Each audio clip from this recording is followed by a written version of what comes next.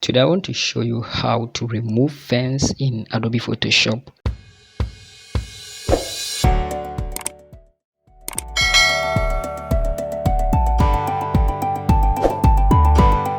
So first then you have to get into Photoshop. I am basically using Photoshop 2019, and even this particular property, it works for only latest versions of Adobe Photoshop. So if you're using any of the CS or below 2019 versions, maybe you may not get the property we are going to use for this particular video. So first thing first, what you have to do is you create a new layer on top of the image. Then you select your brush tool, go to the brush preset, then choose hard round brush.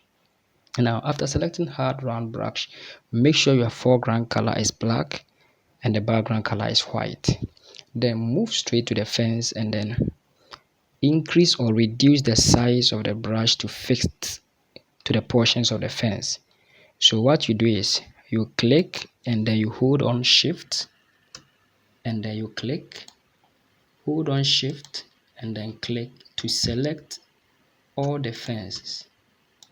So you have to take your time and then select every portion of the image that contains fence by holding on shift while you click.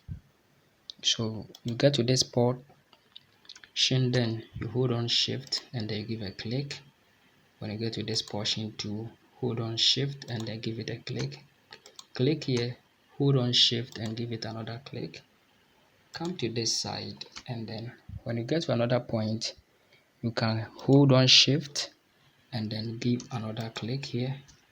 Select from this point, hold on shift and then give another click. Then when you get to this particular portion, it's quite big, so what you have to do is you can increase the size of the brush a bit so that it will take the shape of the fence at the joint. So what you do is you click, you hold on shift and then you select this portion. Then you can now reduce the size of the brush to fit the other portions of the fence. So you stand here and then you hold on shift, then you give it a click.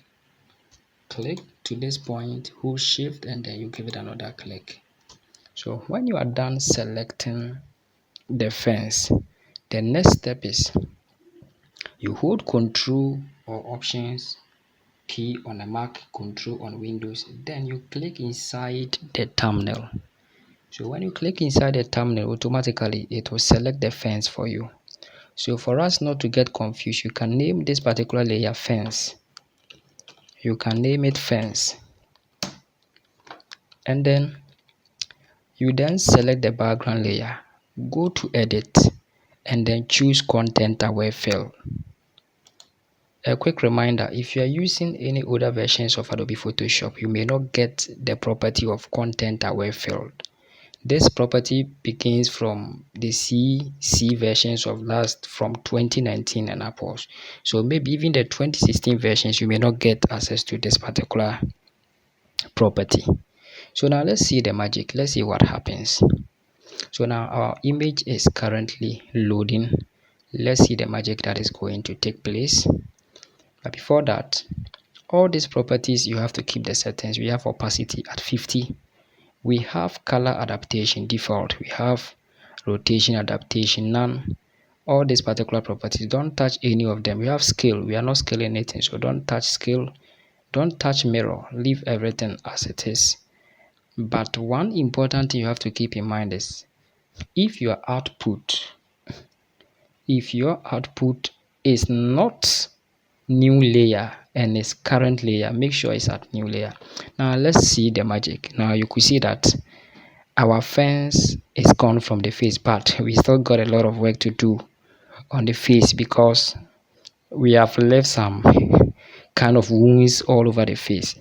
So what we do next is we apply further adjustment to the face, the portion that is affected, then we apply further effect or further adjustment. So you hit on OK, then a new layer will be created. Then turn off the fence layer and leave the new layer. Hold Ctrl or Command D on your keyboard to deselect. Now this is what we have. So for a quick remover of the blemishes of the face, what we do is you can pick the spot healing brush tool, go to the settings and then maybe reduce the hardness a bit. Let me set the hardness to 55, and then the size too is quite big. You can reduce the size and then touch the areas that you can easily use the spot healing brush tool on to reduce the work for us. So you brush off all these areas. You can remove all these things from this place, and then you can a bit touch this particular zones, but later we will use chrome stamp to get the actual results. So you can touch this particular portions. Then when you get here, I think you can just apply the same thing, but you have to take your time. You have to take your time. And if you think the effect is happening at a frequency rate that is higher, you can still reduce the hardness. You can still reduce the hardness. And then let's continue. Let's see. So you can, yeah, now you could see that it's kind of happening in slow motion, but everything is working. So you can reduce the hardness of your brush and then apply this particular effect so that you get everything as it is. So now when we get to the eye side, any problem we have, we can replace it. Now this is before, this is after, this is before, this is after. After, still we still have a lot of adjustment to apply, so let's continue apply our effect. Let's still try to heal all the wounds on the face, even though you may not get it 100%, but trust me, if you take your time very well as a photographer or a designer, if you take your time very well, you can easily retouch the face to extend that all these things will be out from the face, or all these things will be vanished. So you can still take your time and brush off some portions. The portion that you think when you try brushing it to affect like a place like this, if you try using the spot healing brush, look, it spoils everything. So something like this, you don't have to worry yourself. We'll replace it, and then this particular portion too, let's see. You see, the moment I apply it, it blends the mouth together, which is not a perfect result. So what you do is you do Control or Command Z, you bring it back. I think this, the nose and the mouth is just the problem, so we have to kind of replace it. How do we do that? So let's create a new layer, and then I think let's work on the nose first. So we'll pick our chrome stamp, select the background layer, hold on Alt on your keyboard, and then click and select the nose. Afterwards, select the layer and then name it nose effect, or maybe nose placement. You can just say nose placement, something like that. Just name it the way you recognize. So afterwards, let's just brush on that particular layer, something like this. What we basically doing is that we want to replace the portion of the nose that is hidden. So we are trying to create a new nose that can replace that particular portion and then get rid of the other one. So now this is what we have come out with. So you press move to, then you can resize this particular nose. So for instance, let's drag it and bring it. You can see that this one is by far bigger. So you can just transform it and then reduce the size. But I think even if the size, okay, let me maintain the size for now. But what we do is we will flip it, because looking at this one, if you position it, this particular side is still aligns with the other side that is not, affected. So what we want is we have to flip it so that this particular portion will come to the affected part. You can see that is this particular portion that is affected. So what you do is you click and then you flip it horizontal.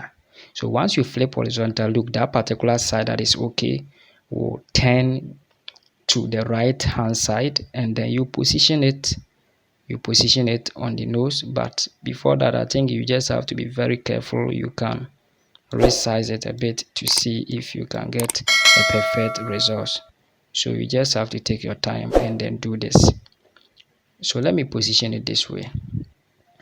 Now, when you finish positioning it, what you do next is you pick your brush tool.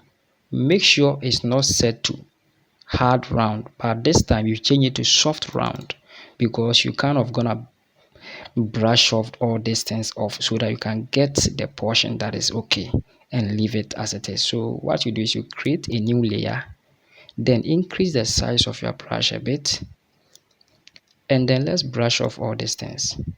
Let's brush off. Before that, you have to make sure that your foreground color is black, otherwise this effect will not take place.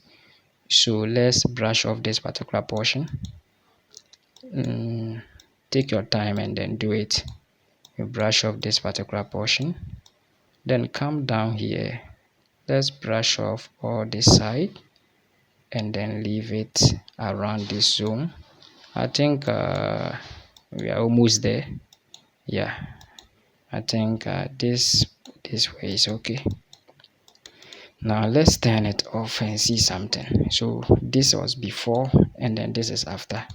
This is before and then this is after. So you can still take your time and then brush around it. Any part that you think should be out, you can take your time and then brush it off. But I will leave it. I think this way is okay for me.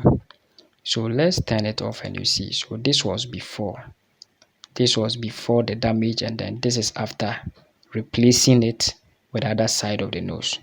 So now I think we can still apply the same. We can use the same process for the mouth side. So what we do is we'll create another layer and name it mouth replacement, because this particular portion of the mouth is also damaged. So you can just name it maybe mouth replacement or something that you understand. Then select the background layer, pick your clone stamp.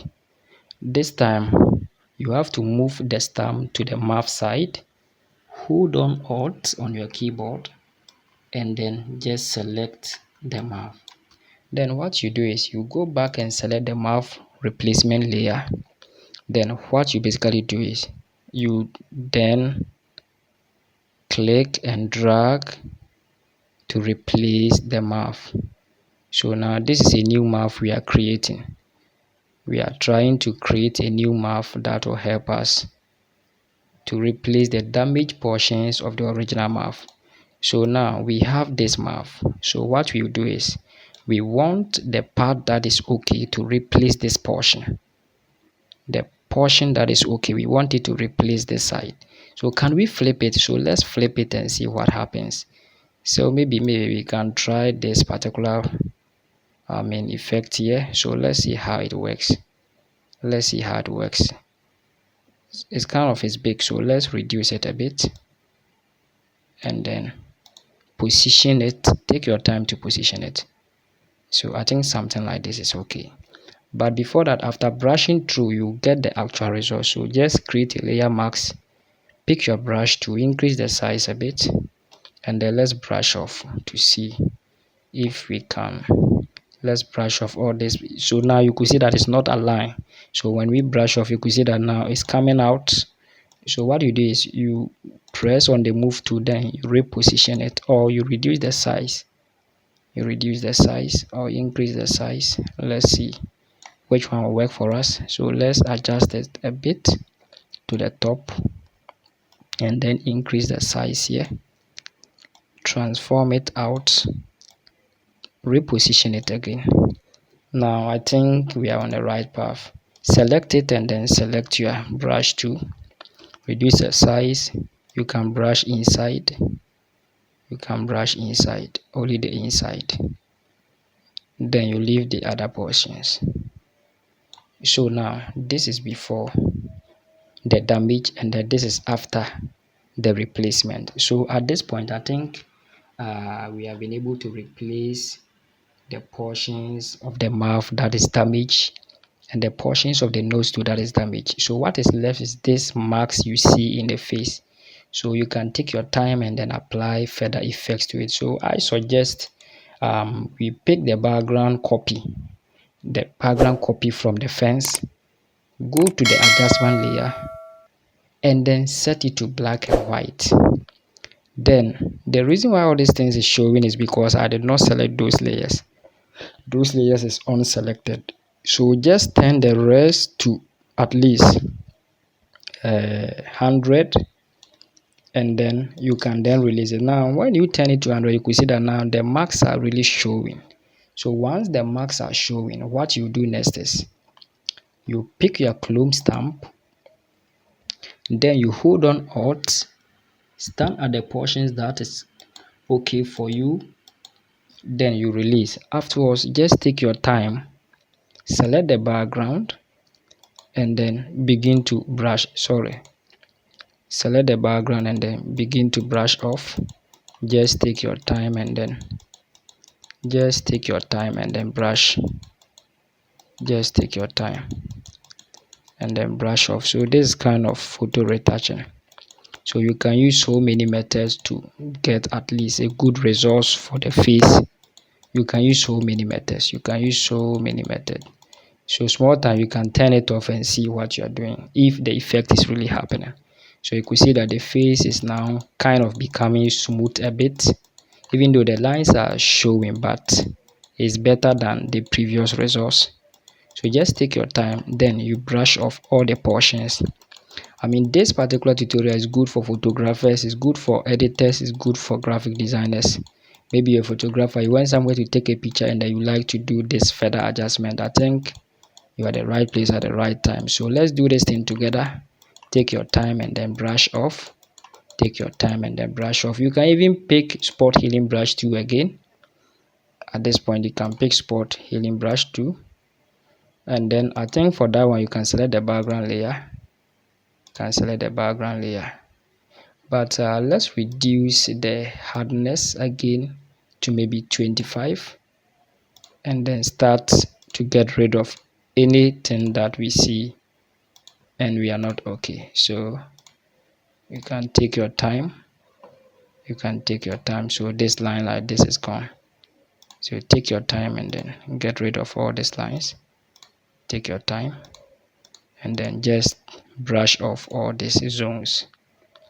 So when you finish and you think it's okay, you can turn off the black and white. Now look at what we have now. Look at the results we have now. Even though it's not 100% perfect, but I think we are on track. Yeah, we are on track. So you can turn it back and still work on the other side that you think you can apply more effect to. So just take your time and then brush off any portions that you think you need to correct. So afterwards, what you do is turn off the black and white. So now this is after, and then this is before. This is after, this is before. So this is when the fence was all over the face, and this is after we have been able to remove the fence. Thank you very much for sticking to me at the end of this video. So if you really learned something new, then don't forget to subscribe to the channel.